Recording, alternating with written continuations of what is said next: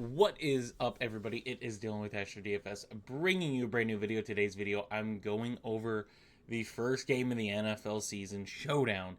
We get Baltimore at KC. Obviously, we have a couple more showdowns in week one than we normally do, so I'll do a first look and do the breakdown when that week comes. Obviously, we're still in the last week of the preseason, so we got about 2 weeks to go. I will have content going out over all of this stuff, so if you guys are interested in that full breakdown, subscribe and check in a couple weeks for the full breakdowns. But this is just going over prices and kind of what we're looking at new. So, obviously, for this matchup, Mahomes and Lamar are both more expensive quarterbacks. Lamar, for the rushing upside, is going to be 1,000 more, but Travis Kelce under 10K, Derrick Henry under 10K. Like, I think it's pretty impressive.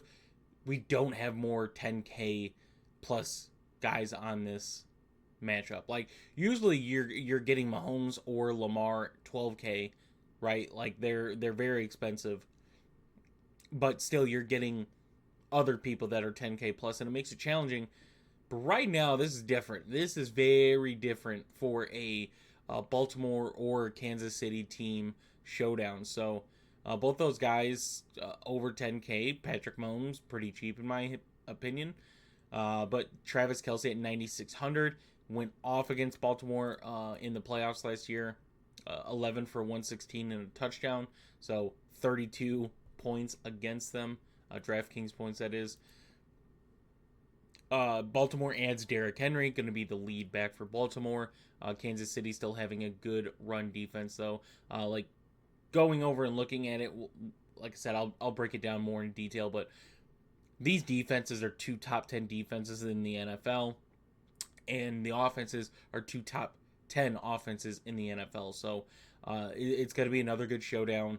Obviously, there's players moved around between the playoffs in this game. So Isaiah Pacheco still the lead back. Obviously, Kansas City adds running backs in the room, kind of switching stuff up from what they had.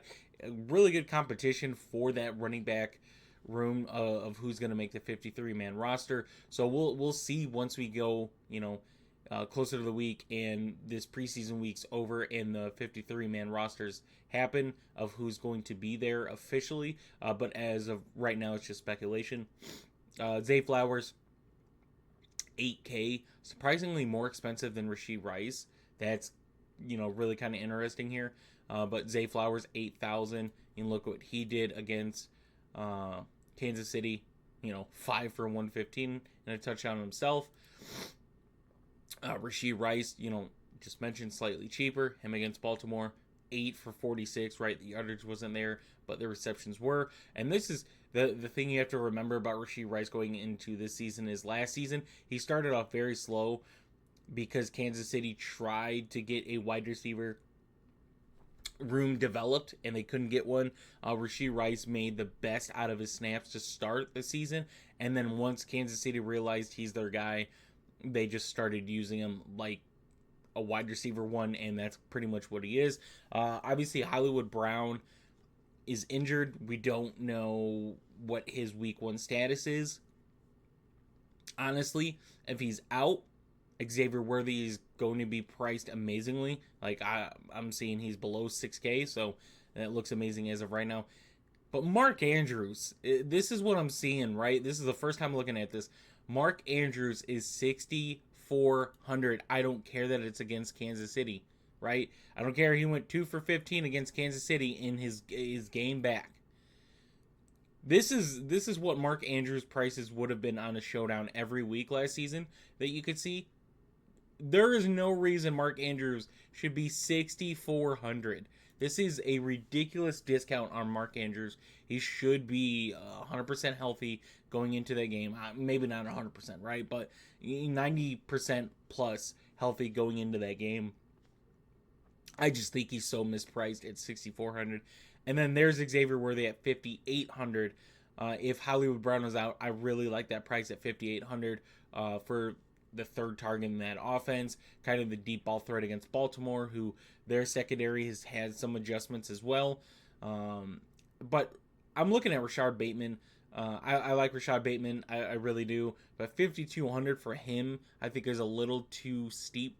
I'd like to see his price down before I look at him. So I'm probably going to be lower just based off of that price than most, right? I'd rather pay up for Worthy, or I'd pay up for one of these kickers, right? Like, these are expensive kickers, but guess what? Yet again, 2 top 10 kickers in the NFL in Justin Tucker and Harrison Butker. Obviously, you could look at Justin Tucker's game logs from last season.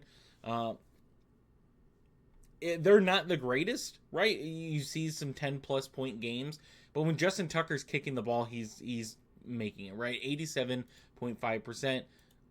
Not the best out of Justin Tucker. I think we can all agree. But with how good Baltimore was in the red zone, he wasn't kicking a lot, but still one of the best kickers in the NFL.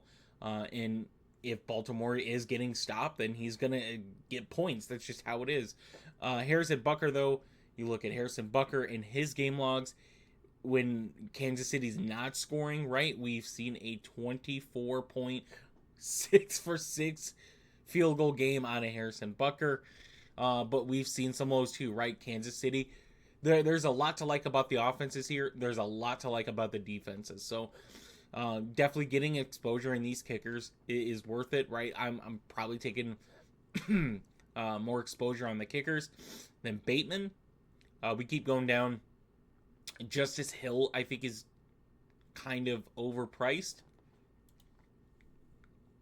Obviously, you look at his rushing attempts, gets 100 rushing attempts last season. Baltimore's run game is always going to be efficient.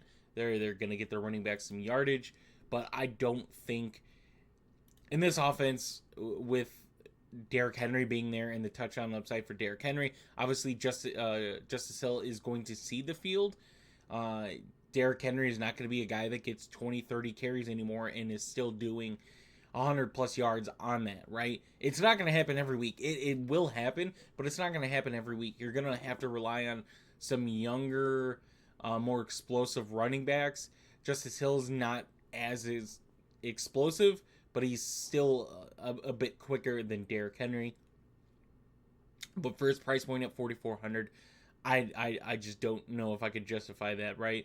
The defenses, Baltimore 4,000 with 9.5 a game. Kansas City 3,600 at 7.8. Nelson Aguilar at 3,400. That's one more that I could buy on. Like if Bateman was around here, then you have that discussion of Bateman or Aguilar. Justin Watson at 3,200 is kind of odd. We're going to need to know if Hollywood Brown is officially out by then. And then you get to the running backs of Kansas City. Clyde Edwards-Helaire, Prince. We keep going down because they're going to be dirt cheap here. Reese Ament. Steele. Carson Steele looked good. I know he's a fullback, but he looked good. But you start looking at some of those names for Kansas City and their backup running backs. So Prince would probably be the one that I would look at over Edwards-Helaire as of right now. But yet again, 53-man roster. We're going to see what that looks like in the running back room. Isaiah Likely, his price stands out to me, right? Like, you look at what he's been able to do with how much he's gotten on the field. Those game logs are pretty good, right? Mark Andrews being gone, but the touchdown upside for Isaiah Likely has been there when he's had to get targets thrown to him. It's been pretty good. But you see, when he's not on the field, right, it's just not there. But at 2,600, where we start hitting my value prices, yeah, that's definitely something we want. Walker, out of Baltimore, a rookie. He's a name to watch for at 2,400.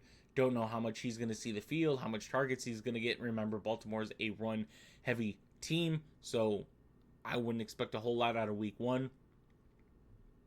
But then you start to get to Sky Moore at 2,200. Mecole Hardman at 1,800, I think, is a good value price there. Kadarius Toney at 1,000. When I scrolled down, there was a name I saw down here. And there he is, Rashid Ali at 200. If he makes the roster, right, which I would imagine he does, he's a name to watch out for as a value at 200. Obviously, we're still getting, ahead of ourselves, being a couple weeks away, but I think the 53's got to be cut Monday or Tuesday, something like that. So we'll find out very quick where he's at with the team, but he was a name that I would watch out for. So hope you guys did enjoy the video. If you did, please leave a like and subscribe. I will have the Philly Green Bay video going out tomorrow, so if you guys are interested in that, check that one out. I will see you guys in the next one.